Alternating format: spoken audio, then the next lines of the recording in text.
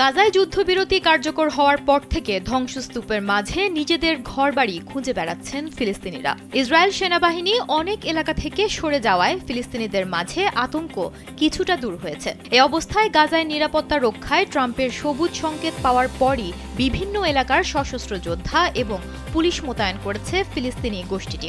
ফিলিস্তিনি যোদ্ধাদের এই অবস্থান বর্তমান যুদ্ধবিরতি চুক্তিকে হুমকির মুখে ফেলবে না, তবে এতে যোদ্ধাদের নিরস্ত্রীকরণ এবং গাজায় মোতায়েন হতে যাওয়া আঞ্চলিক শান্তিরক্ষী বাহিনীর কাজ নিয়ে নতুন উদ্বেগ দেখা দিয়েছে। স্যান্ডেলিনা সো, রূপচর্চায় আভিজাত্য।